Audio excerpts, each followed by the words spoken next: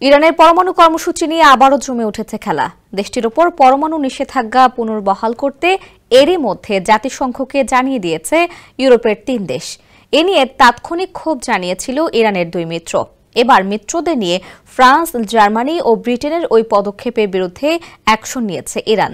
সম্প্রতি Shanghai cooperation অর্গানাইজেশনের সম্মেলনে যোগ দেন ইরানের প্রেসিডেন্ট মাসুদ পেজেশকিয়ান। ওই সম্মেলন শেষে তিনি চীনের সামরিক কুচকাওয়াজেও অংশ নেন। সফরে ইরানি প্রেসিডেন্ট বৈঠক করেন মিত্রদের সঙ্গে। সেই বৈঠকের পরই ইউরোপের ৩ দেশের বিরুদ্ধে অ্যাকশন নেওয়ার কথা জানালেন পেজেশকিয়ান। তিনি জানান, ইরান, রাশিয়া ও চীনের পররাষ্ট্রমন্ত্রীরা জাতিসংঘে যৌথভাবে স্বাক্ষর করা একটি চিঠি পাঠিয়েছে। স্যান্ডেলিনা সো, রূপচর্চায় আভিজাত্য। সেখানে ফ্রান্স, জার্মানি ও ব্রিটেনের নিষেধাজ্ঞা পুনর্বহালের সিদ্ধান্তের নিন্দা জানানো হয়।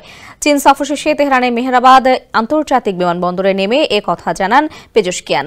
এছাড়া সাংহাই কোঅপারেশন অর্গানাইজেশনের সম্মেলনে ইরানে ইসরায়েলি হামলার নিন্দা করা হয় বলেও জানান তিনি।